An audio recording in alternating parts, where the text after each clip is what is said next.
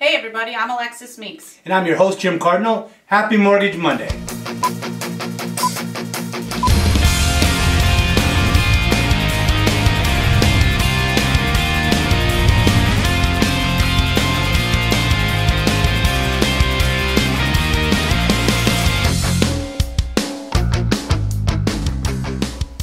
So this week, Jim's going to take us through a couple of different scenarios where somebody may potentially qualify for a mortgage, but then come up with a few things that would disqualify them. That's right, Alexis. So I wanted to go through like three things that have really been a product of the mortgage crisis and checks and balances that the secondary market has put in place that really can trip up a borrower right at the end of a process. The first thing, we've talked about this before, and that's the 4506. That's where they get transcripts from each borrower from the IRS to make sure that their tax returns they've given us are the same ones that they filed. But also, we can see a couple other things, that can trip you up. Last week we talked about on VA loans, or a couple weeks ago it was, VA loans that you can see child care expense on there. That could be one thing. But there are a couple other real big ones that pop up. Unreimbursed business expenses.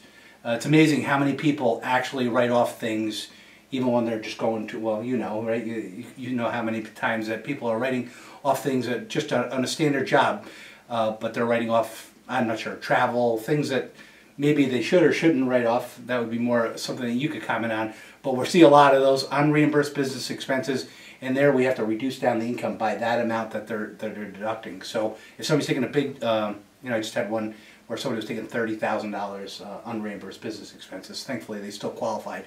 But that could be a deal killer.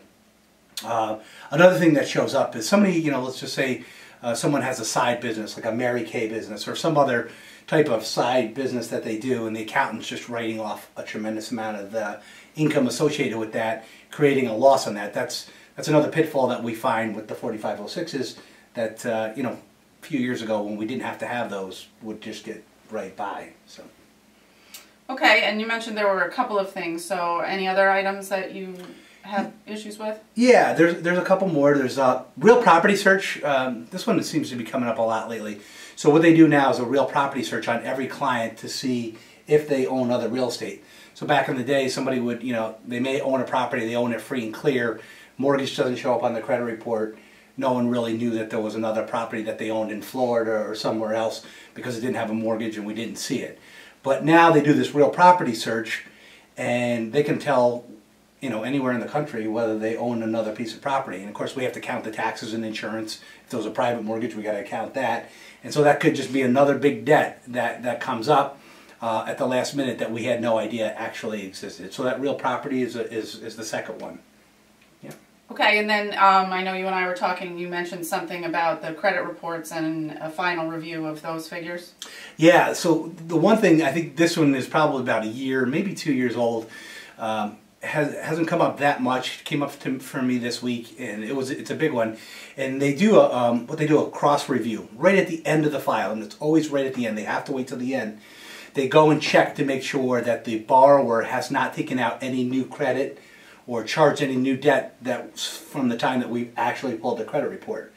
I had a refinance problem this week. The gentleman ended up not qualifying because he did have a new debt that showed up on his credit report that we did not know about.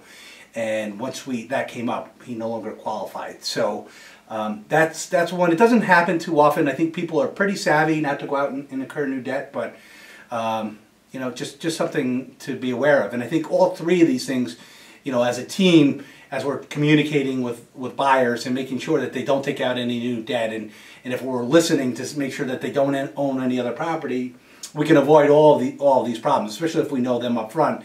We can avoid any last minute headaches, and of course none of us want that. So this week, if you're out there with a first-time home buyer, think of me, Jim Cardinal, FHA, VA, FHA 203K, and USDA loan. 281-0077. Make it a great week, and we'll talk to you soon.